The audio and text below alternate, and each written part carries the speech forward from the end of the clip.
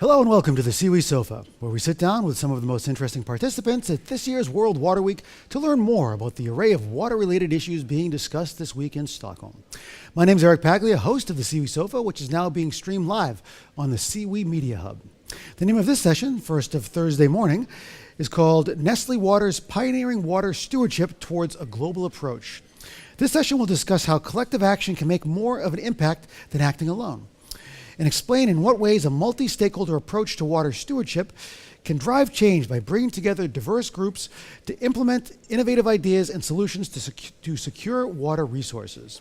And joining me for this session, we have Cedric Egger, the Corporate Water Resources Manager at Nestlé Waters.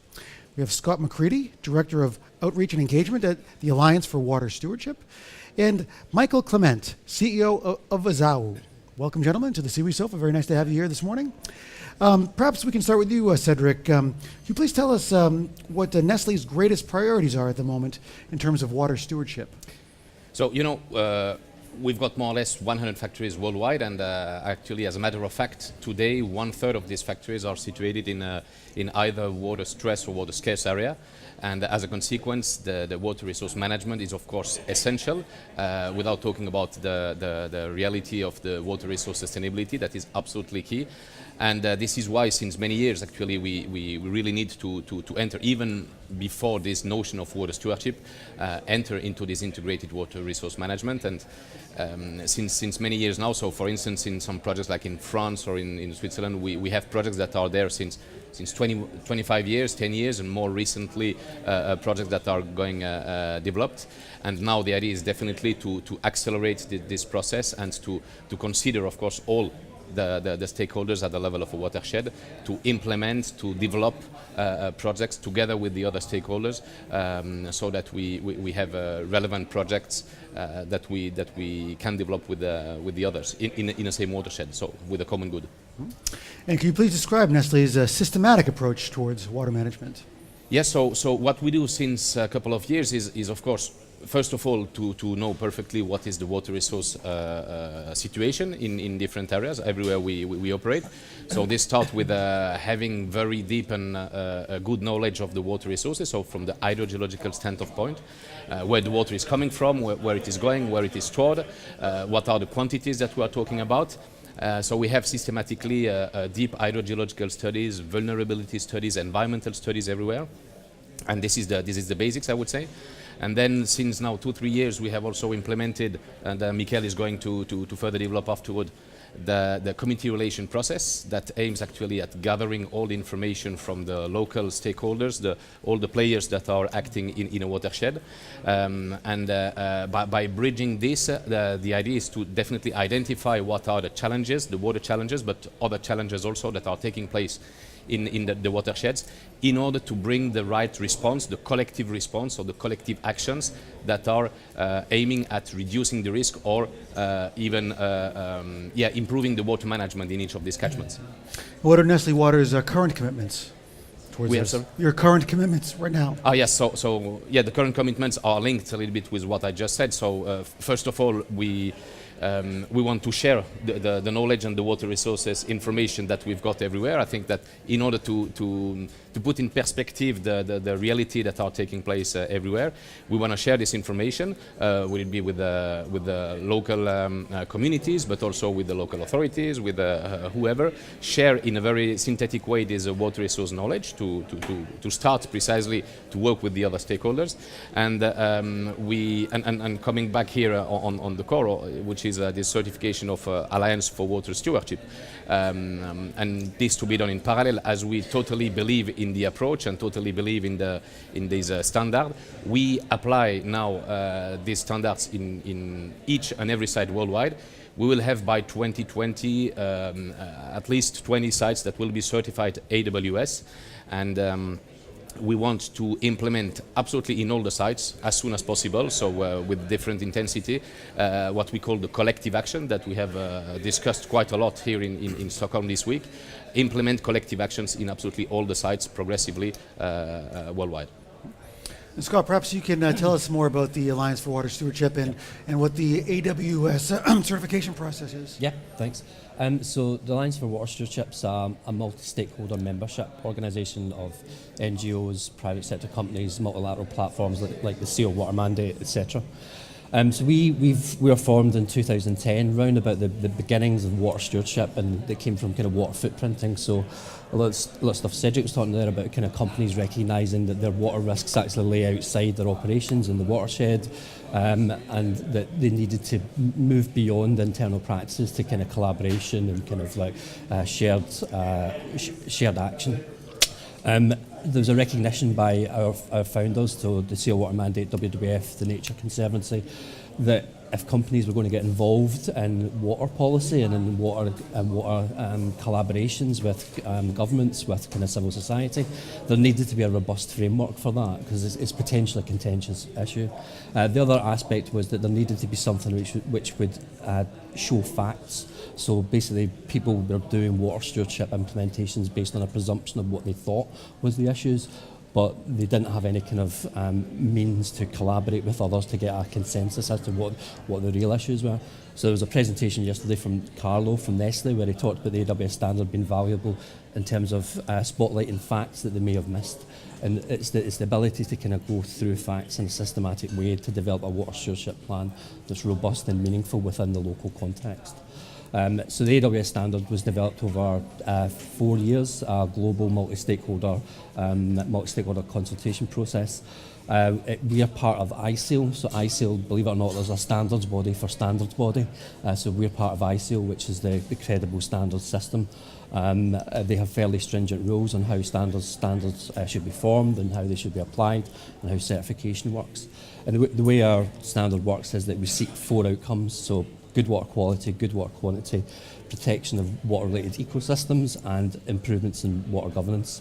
You follow 6 steps, and there's various criteria within those steps that you have to follow. Then there's indicators which show whether or not you've achieved the criteria. The key point here is that it's independently verified, so it's not us who are saying that they've passed.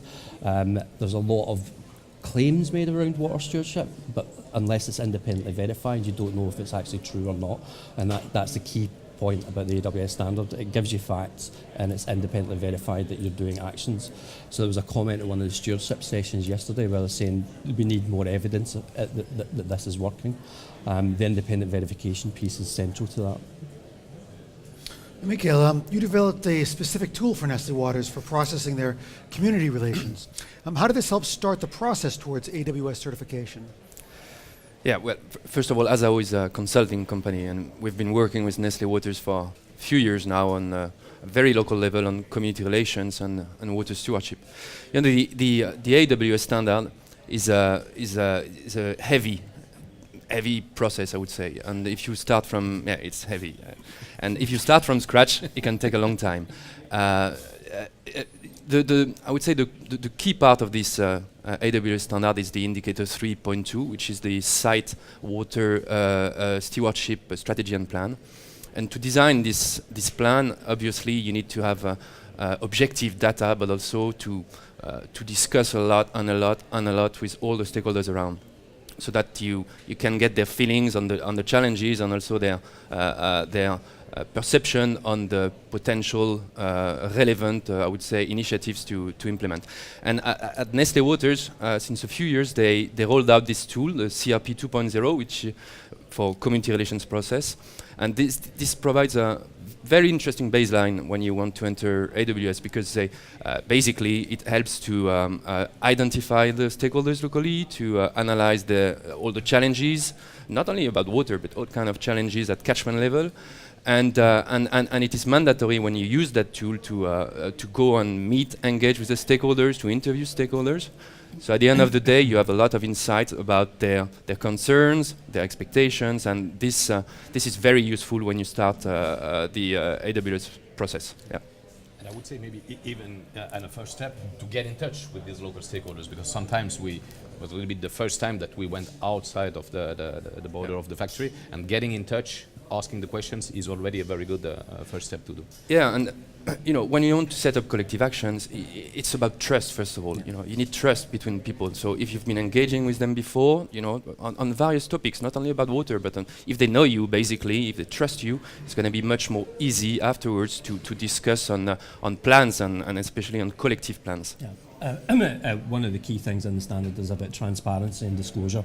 So it's about sharing, and it's about being open about what you're doing, and it's about validation from other stakeholders other than yourself. I'd also say it's not heavy, it's robust. We often talk about stakeholders. It's a term used pretty frequently. How do you define and identify those that you consider stakeholders in this?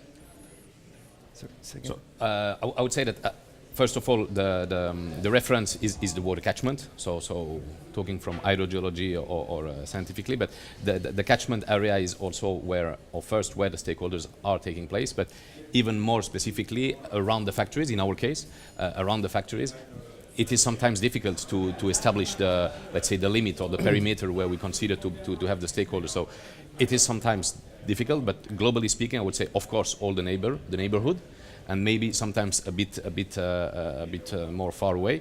Michael, if you want to say something around this, but globally we say it's a 5 kilometers circle around the factory. Of course, when we are in a industrial area, for instance, then it's a bit more difficult because we can even be totally anonymous there. I mean, nobody knows us. So it depends on the site. This is why it is a bit sometimes difficult. Each site is very specific, and we need to adapt the standard to each situation. Yeah, I mean, to use the kind of, what's the academic term? Surveying, snowballing. So you speak to people who tell you about other people, and you speak to other people, and it's through the act of talking you find out who are. A key thing is engagement with the public sector. Public sector mandated to run water. They have a good idea of what the landscape is. And Scott, what does Nestle's engagement represent for AWS? It's a number of things. I mean, things it represents for AWS is we're a relative new standard system. So a commitment from a company like Nestle is really important. The other thing, the other thing is specific around Nestle's commitment to certification. So the AWS standard has been used in a myriad of ways. It's a universal framework for looking at water issues. But Nestle's public commitment to transparency and disclosure through certification sets an important benchmark for people at other companies within their sector, but also for kind of the wider water stewardship community. As I said, there's a lot of talk and models around water stewardship, but in terms of kind of robust evidence and credibility, is sort of I think independent third-party verification is key. So Nestle's commitment to certification is significant. And AWS it's an NGO. Yeah. I mean, have you faced any criticism for working with multinational corporations, and which are often, of course, the target of broad criticism? Yes. I mean, I won't get into specifics, but I mean, so we're proud of our relationship with Nestle and with other partners that we work with, and we talk about it in kind of public forums and online and so on and so forth. And that in turn attracts criticism. Maybe Mr. Blue Wash was my favourite one of recent weeks. But on a more serious note, it's sort of like water's a local thing, so advocacy can only get you so far. If you want to have a serious impact on kind of water at a kind of landscape level, you have to be collaborating with people who have an impact on water at the local level. So if you're interested in kind of the water allocation for communities or the sustainability of water resources, you have to be working with the people who kind of have a determining impact on water at that scale. So I don't really see that it's credible to talk about a standing off from companies. And also, the debate's moved on. I mean, we've come to Stockholm for a number of years, and you can see that kind of the evolution of kind of what was once called corporate partnerships are now strategic partnerships between NGOs. It's moved more from funding towards kind of collaboration. Yeah. And besides the AWS certification process, what more do you think you could be doing with Nestle? I think we're very much a place-based system, so we're about doing stuff at site level. So, I mean, to circle back on that, the previous thing I was talking about is sort of like, so we're not endorsing Nestle. We endorse Nestle's action at a site level. So there's a key difference there. It's not that we're stand up saying Nestle are amazing. What we're saying is we've looked at the facts at a site level, and here's what's happening. At a site level and at a local level, the engagement with other stakeholders offers opportunities for collective action, offers opportunities for further kind of AWS standard implementations. But then at a global level, so through forums like Stockholm World Water Week and events like this, it gives us an opportunity to promote the AWS standard to others within the sector. So, and also the act of kind of seeking certification is a benchmark that other companies need to step up to. And Mikkel, you assist industrial sites in their journey towards certification. What are the key requirements to be certified as a water steward? Well, I can talk about the key requirements for water stewardship. First of all, it's everything is happening at very local level. So usually it's a management team of factories, for example, who have to take care of this. And AWS is not only a tool to get a certification, it's an amazing management tool when it comes to water stewardship. So I would say, first of all, you need knowledge, science-based data at catchment level. That's definitely a key requirement, and it's a big part of the AWS standard. But you need hydrogeological survey. You need to know very well your local environment. Secondly, and this is more for the companies, you need, I would say, a real ability to dialogue with local people, meaning that you need to be open-minded. In this standard, there's one of the 4 big pillars is about the important water-related areas, for example, and sometimes this can be objective. You can say if you have a Ramsar site, this is objectively an important water-related areas. But in many other cases, it will be just a question of perception for the local community. They can say, this place here, this water, this source is very meaningful for us. So, and you will only understand that if you talk to these people and if you accept that their analysis can be different than yours. And last thing, I suppose, would be about leadership. When you're a company like Nestle, you start working on AWS and more generally on water stewardship, people will expect you to play a role of leader. They usually they accept. You say it's important. Let's do something together. But start. Please organize things. So in terms of requirements, I mean you must have time. It's a long time process, and also you must save time for, I would say, decision makers. The people from the company who have to work on that process should be people with a clear mandate and a capacity to take decisions. And last thing I would say, because I heard that during the week, is like a requirement is a lot of coffee indeed, because yes, it's time and it's a lot of talking and again and again and again. It's energy, and you must be ready for that. Yeah, and I would, if I can add on this, definitely in terms of time, the fact that we are far of just having to tick the box of a long standards, but it's really the mindset that needs to be implemented, and I think that even if now this standard and the certification is in place in a very well organized situation and everything, for many actors already since years we are implementing this in terms of mindset, and this is just the very right moment of applying it and being also recognized and so on. By the way, we just have certified two factories now, one in California and the first one actually in Pakistan.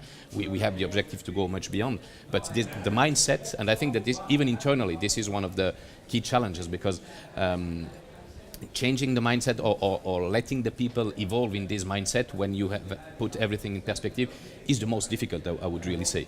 And but it's absolutely key, because then the response, when the people themselves, where they are facing the issues or the challenges, they are also the response to these challenges, and it's important to bring them in the right mindset in order to trigger the process itself. And the certification is really describing this in essence. Yeah, I'd agree with all of that.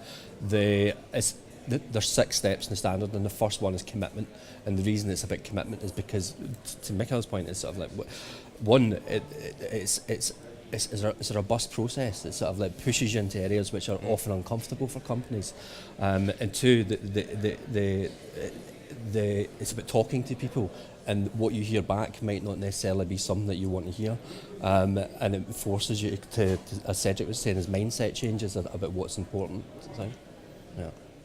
I mean, obviously, you describe this as a robust process, a heavy process. So obviously, it's rigorous, and I'm sure it's quite costly. Oftentimes, No. not too costly, but at least there is costs involved. Yeah. But oftentimes, we talk about these commitments that companies make. It's either for a CSR, sort of public relations incentive, or a business case for saving costs in the long term. In terms of this work you're doing with AWS, does it gravitate towards one of the other end of that spectrum? In terms of the benefits for your clients? It's a mixed bit. I mean, the standard was designed to incentivize, guide, and recognise. So incentivize in terms of kind of the public recognition of being kind of in public transparent collaboration with people who are recognised as being authoritative on water resources and the equitable and social kind of aspects of water. Guide is sort of, that's what the standard is, the framework, it's the steps, it's the process. That's, as Michael said, it's a project plan, it's a management plan for water, but it goes beyond what you would originally intend with water from an engineering point of view. It very much takes in the social aspects, and the recognition thing. It's important for us that we differentiate between water stewardship and actual concrete action that somebody's taking place. So yes, it is robust, but at the same time, the quid pro quo of that for the companies is that they know that what they've done is meaningful. You mentioned Pakistan, California being a couple of sites that you've 3 organizations have collaborated on together. Can you perhaps pick one of those, or maybe another site that just to give an idea of what goes into this process of achieving AWS certification and improving water stewardship? So yes, I would talk maybe about an example that we've got in Switzerland, where we haven't yet certified, but we're just as an example, the mindset is there since years. And just to come back on the point from Michael in terms of spending time on this project, which is actually, to make it very simple, be with the local stakeholders. So discussing with them, putting on the table the reality of the water challenges, on whatever challenges that are taking place in the area, and discuss them, try to find together the solutions that are there, that we might trigger together for the benefit mutual, and actually for the most important, for the benefit of the environment and the water, the sustainability of the water resources. And by spending time and finding the right solution, being in this right positive mindset, is really not honestly rocket science, but common sense that helps to put everyone in the same room around the same table with the knowledge in an open way, and to find the right solution to proceed and to ensure that the sustainability of the environmental resources are ensured. Yeah, I mean, the steps in the standard are all very logical. What it asks you to do is all very logical. What it does is the transparency and the disclosure parts that are kind of that are difficult, because to go back to your point that you asked earlier on about kind of the NGOs, it's sort of like those transparency and disclosure aspects are key for us, because it's sort of like it forces to be engaging with people and talking to people, but also showing what you've done in a way that can be uncomfortable for companies. And as Cedric said, it's about mindset change. By talking about these subjects all together and in the field, I mean, with the people, you can really feel that by letting everyone understand the situation, anyone feels that he can contribute to this, and there is a real dynamic taking place naturally. And this is, I would say, not the miracle, but the very great thing of this mindset and the approach, which the standard is triggering, pushing for, and finally allowing in all the sites in a partnership way. Sorry. Yes, I mean, I've been involved in. So I don't work on implementations that often because I work at the Secretariat, but I have been involved in a number of implementations in Sub-Saharan Africa. And in Sub-Saharan Africa, water's a power issue. So the people coming into the room, the visibility, the actual geography of a large site in a kind of Sub-Saharan African kind of city or peri-urban thing, it's imposing. It's almost like a castle or whatever. So people who don't have kind of like the power that companies visibly have. There's an initial kind of fear, mistrust there, and it's sort of what the standard does in the consultation process is it builds trust and it builds engagement with people in a way that they begin, because it's an ongoing process. It's not a kind of tick box exercise. It's an ongoing consultative process where you ask people what they think the issues are. You develop a plan. You have that plan validated by people. You then go back and disclose to people what you've done against that plan. They then criticise your plan and sort of and say, well, maybe this should happen. It's exciting. It's a real force for balancing out kind of inequalities. Yeah, I would insist on in terms of pragmatic implementation of the standard.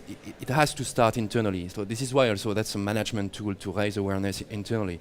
But when we start supporting a factory or a site that wishes to get the certification, usually we spend one full day with all the management team, to explain why this standard, how is it going to happen, why everyone has to be involved, and we make sure that it's many various positions that will be represented. It's not only factory manager, of course he has to be there, and anyway he has to commit as a factory manager, but it's also human resources, supply chain people, environment people, safety, So this is the first step, and once you've really raised awareness internally, once they understand the methodology, then you can start going out and engaging with stakeholders on that and explain afterwards to these people what the AWS standard is.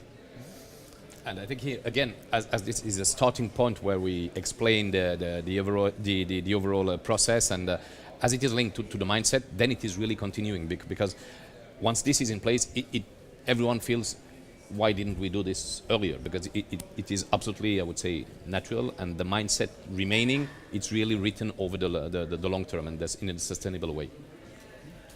Well, it's fascinating. I mean, when you hear of a water certification process, you think, I thought it would be something more technical, but I'm very interested to hear that it's very people-centric, and this idea of mindset is a crucial part of this. Yeah, I mean, I think technology has its place, but technology is also one of the things that got us into the problem in the first place in terms of transfers over abstraction and so on and so forth. It's sort of like the AWS standard is very much a kind of a people-centered kind of like engagement process. I mean, fundamentally, it's about talking to people. It's about talking to people that you wouldn't normally talk to, and hearing difficult things and then acting on it. And to wrap things up, Cedric, how do you see Nestle's partnerships and further development of multi-stakeholder approaches to water stewardship developing in the years ahead? I think that here we have really an opportunity to maybe become, hopefully, a leader in an area where we haven't been, globally speaking, I would say, the first, but definitely the wish is to go in this direction and to implement it absolutely worldwide, and to take advantage of this step that seems so obvious today and seems so, I would say, beneficial for all the parties, to be really at the core of sustainable development and of sustainable relationship and open discussions. And the objective is definitely to go full speed in this sense and to implement it again everywhere. Well, gentlemen, thank you very much for joining us here on the Siwi Sofa. Best of luck with your ongoing collaboration towards improved water stewardship. Thank you. Thanks very much. Cheers. And thanks for tuning in to the Siwi Sofa. Stay tuned for more episodes throughout the World Water Week.